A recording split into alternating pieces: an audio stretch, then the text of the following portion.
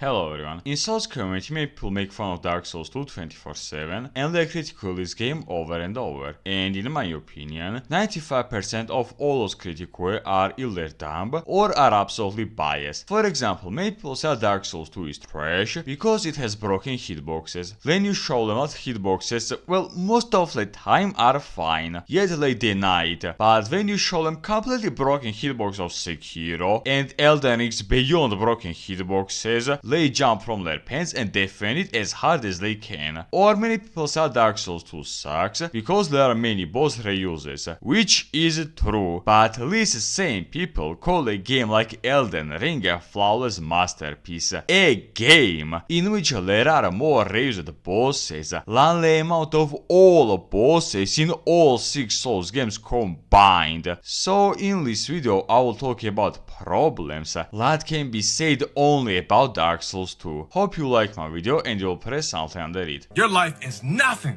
You serve zero purpose.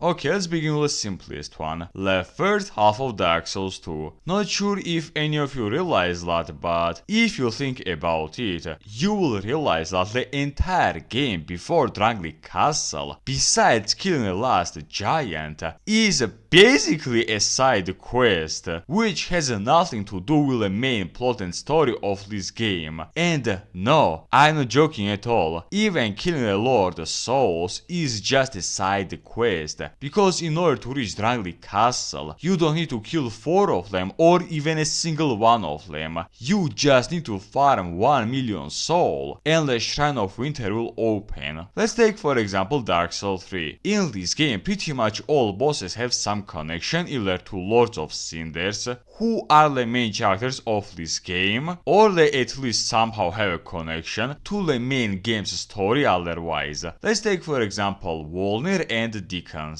On their own, they are just famous known names, but they have massive connections to Lords of Cinders. Volnir was the main reason why Abyss Watchers are corrupted and weakened, while for example Dickens helped Aldrich to increase his strength and destroy Anor Londo. There is for example Gundyr, who is not connected to Lords of Cinders, but is also very important character for Dark Souls 3 story. Or sometimes there are bosses who not only are connected to Lords of Cinders, they also have their own actions that somehow affected the world. For example, Pontiff has a connection to 3 Lords of Cinders, while he on his own kept fucking up the life of main Dark Souls 3 bosses and the world of Dark Souls 3 over and over. Yes, not all bosses have a connection to main game or to Lords of Cinders. For example, Old Demon King is just chilling underground, but on average, most Dark Souls 3 bosses take an active participation for Dark Souls 3 story and lore, while in Dark Souls 2, no jokes, beside Giant Lord and maybe, just maybe Iron King, there is not even a single boss who has some connection to Wendrick or Nashandra, who are the main characters of Dark Souls 2. All Lord Soul uses in Dark Souls 2 are optional famous no names. No, really, name me at least one boss besides the last giant and Iron King who has even a smallest connection to main story of Dark Souls 2, or at least a significant connection to Wendrick and Nashandra until Drangleic Castle, and especially until Glass Knight. Everything that you do in this game is just a side quest. Nearly all Dark Souls 2 bosses have either a joke or non-existing background. For example, the entire purpose of Miltha and Jabba Hutt's story is that they are simps, while for example Pursuer and Flexi Sentry fuck up Hollows and Prisoner's Day because, well, why not? Yes, in this game there are some characters with some background and interesting story. For example, Iron King, who also is connected to many bosses in some way, but unlike for example Dancer, who had a connection to Pontiff, who had his own connection to the world of Dark Souls 3 and Lords of Cinders, Iron King himself has no connection or impact to the main story of Dark Souls 2. His entire connection towards Wendrick is that half of his army decided to join Wendrick and let Wendrick whoop the shit out of him during a quick war between them, which is not really cool because in my opinion, a majority of bosses bosses need to be an important characters for the game's story, or they at least need some connection to main characters of these games, in order to not be, oh hey, you see that butterfly over there, that just exists without any reason? Cool, now kill her because why not?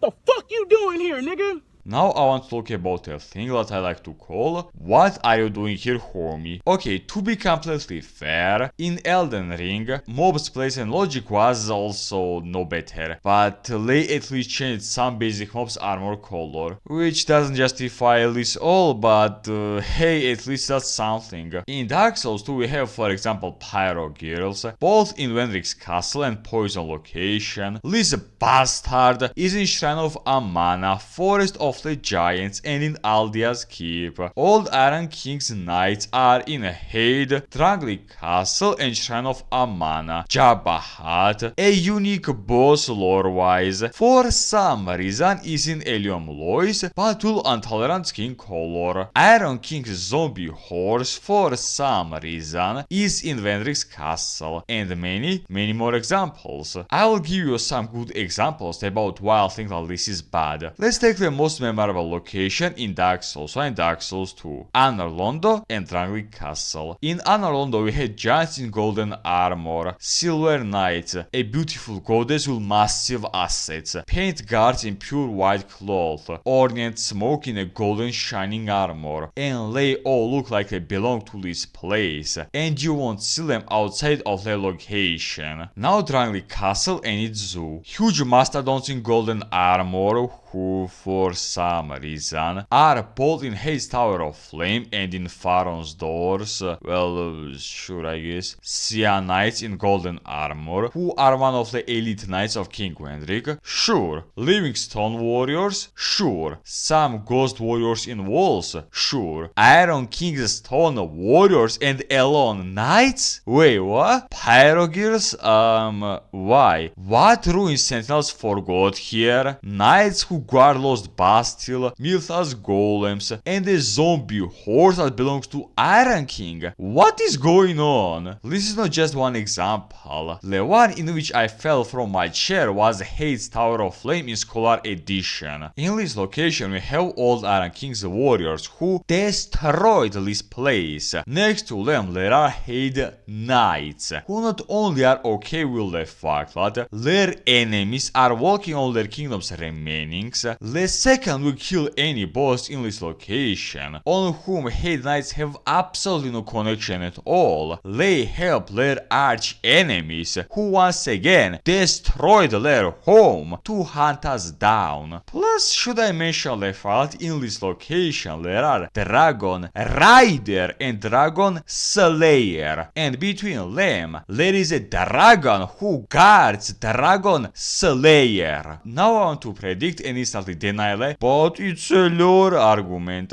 Yes, I'm pretty sure that most of them have a reason about why these mobs are placed this way. For example, I know that a part of Old Iron King's army joined Vendrick, and that's why we can see, for example, Turtle Warriors both in Iron Keep and in Forest of the Giants. Or yes, I know that these dudes are Vendrick's soldiers, but you know what? I won't accept that, but it's a lore argument. Let's take for example Dark Souls 1. There is a forest location, mobs there are related to forest, a tomb, enemies are skeletons, a place that looks like a hell, a place full of demons, and many other examples. Yes, in Dark Souls 1 there are also a few, but it's a lore. For example, Titan Demon in Sen's Fortress or Mimics in Anor Londo, but there are very small examples of that. And yes, I also could close my eyes in Dark Souls 2 if there were a few examples of but in the lore. But in Dark Souls 2 there are just way too many but in the lore examples. Like imagine playing Dark Souls 3 and you had to fight Silver Knights in Archdragon Peak, Irithyll Dungeon, or in Catacombs. No matter what anyone would say, Silver Knight would look very out of place. And in Dark Souls 2, the same way Silver Knight would look very out of place in Archdragon Peak, in Shrine of Amana, Ogre, Dragon Rider, and Stone Golem look very out of place.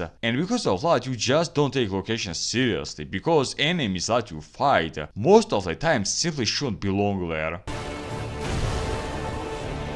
Now let's move to weapon durability. In all Souls games until Sekiro, all weapons had durability, but there were one or two times in which your weapon will be close to breaking, and the weapon durability mechanic had close to zero purpose in these games. But in Dark Souls 2, for some dumb reason, if you have a weapon durability lower than 40, consider the fact that your weapon will break before you will visit a boss of location. And even if a boss is close to a bonfire, if a boss is a bit tanky, your weapon might get fucked. The best example of that is Rapier vs Vendrick or Ancient Dragon. If you don't have a repairing powder or ring that lowers weapon degradation, consider the fact your weapon will break before they lose half of their HP. Or let's take for example Falchion. In order to break this weapon, you need to do exactly 40 swings. After that, you'll no longer have a weapon. And let's take the best example that I had. During a fight with Sin, I had UGS, and in mid-fight, my heaviest weapon, with one of the highest durability stat, broke in my hands. And because of that, I quickly had to swap to mace that I had on +7. And with it, I had to try hard since remaining HP. And honestly, I have zero clue why they added this dumb mechanic, which added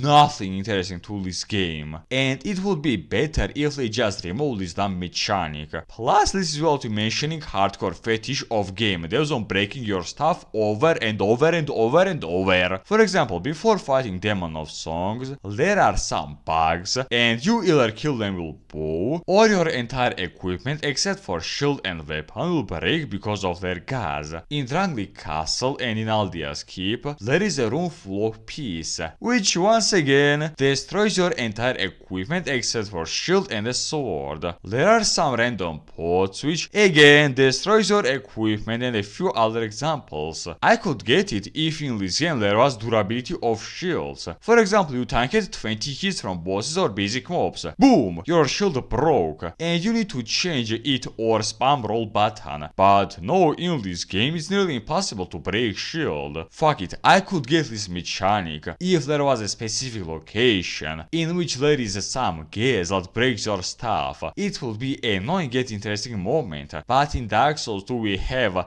sorry, your rings broke because your character is walking on spikes. Go fuck yourself, buddy. So yeah, in 2 words, weapon durability adds nothing good in this game, other than frustration about can you kill boss with your updated weapon before your weapon breaks.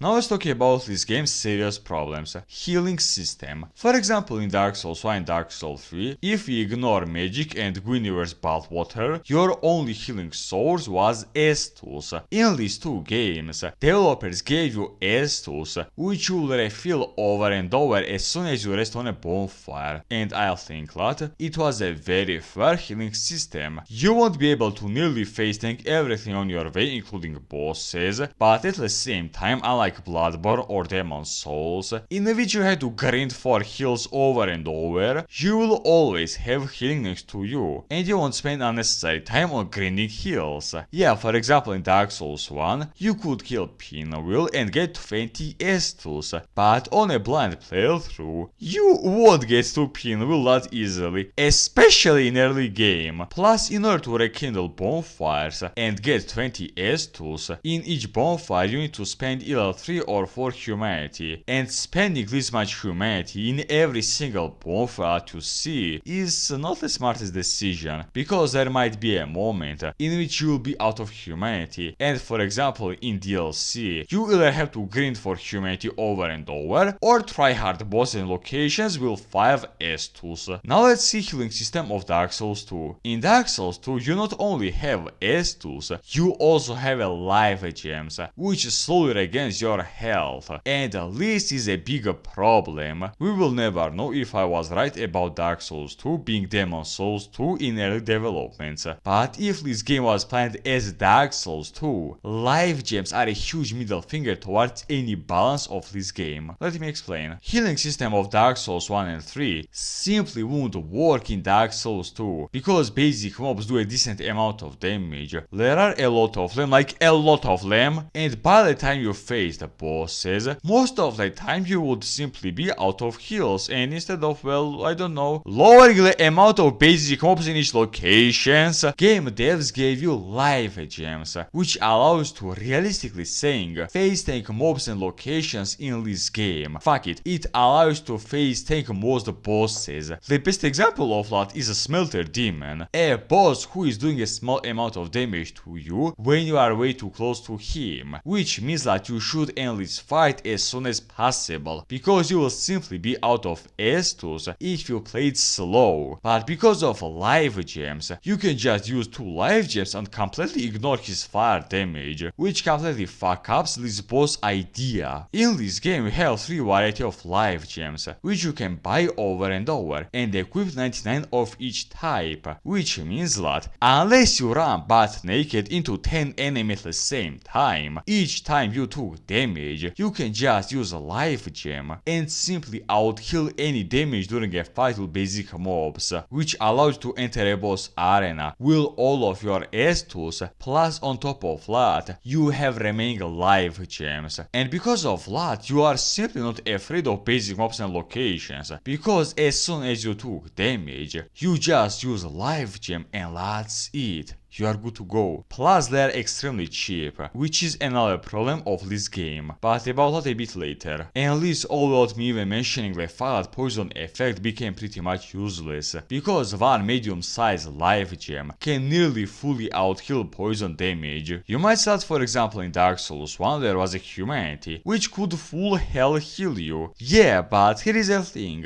In Dark Souls 1, humanity compared to life gem was a rare consumable, and also humanity had other purpose in this game other than healing you. For example, it allows to restore humanity in order to start PvP, allows to rekindle bonfires, which increase the amount of your Estus, and also it gave you luck. The more humanity you had, the higher was the chance of you getting cool items from mobs. But in Dark Souls 2, not only you can buy infinity amount of life gems for a cheap price, they have only one purpose: healing you. Plus in Dark Souls 2 there are other healing sources on top of life gems and Estus, so I think that humanity and life gems are not comparable at all. Now let's talk about Estus itself. As soon as we start this game we have two Estus, and in my opinion Estus in this game is nerfed really hard. Unlike other Souls games, Estus doesn't instantly regain your health, unless you have ADP very high, of course. Your character slowly takes Estus, then slowly drinks it, then it slowly restores your health, and oh my god, how many times I raged about the fact you need an eternity in order to heal. But a fact is a fact, even though Estus is nerfed pretty hard, in Dark Souls 2 there just is way too many healing sources, which completely fuck ups any balance of this game.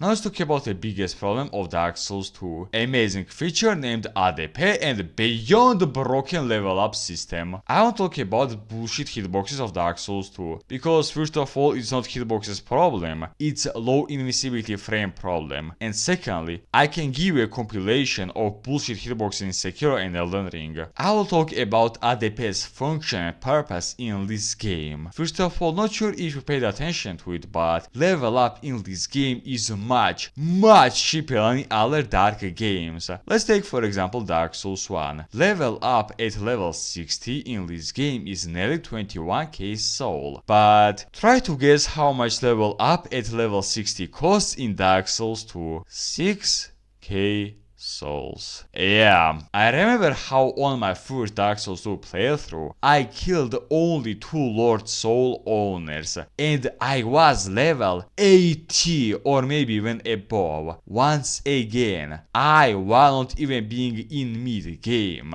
not using souls of bosses or other small souls, was powerful enough to fight most late-game bosses without the smallest problem. And because of that, if you play as a tank with huge weapon and shield, you can run down nearly everything until you reach Shrine of Amana or DLC, in which bosses and basic mobs will play shit out of you if you try to face tank them over and over. And that's a huge problem of Dark Souls 2, because on average, until late game or even until DLC, on average you are simply way too over level for bosses. And this is the reason why Dark Souls 2 bosses feel like a joke. Not because of their moveset, but because you as a playable character are way too over level for these bosses. I will give you the best example. Let's take Dark Souls 1. The final mid-game bosses are Ornn and Smough, and on average a player is around level 40, well maybe 50 if he grinds a lot. Now let's take Dark Souls 2. The final mid-game boss for average player is Old Iron King, and despite the fact stat-wise, they both have plus minus the same amount of HP and damage. During Iron King boss fight, average player is level 100, and because of that they of course run these bosses down, because they are simply way too over level for these bosses. Fighting Iron King at level 100 is equivalent of fighting Pontiff while you are level 60, and I hope I don't need to explain what you could do to poor Pontiff as a level 60 character. And instead of, well, I don't know, increasing the soul cost for level up in order to prevent players to being over level even before finishing mid game, game devs add amazing feature named ADP.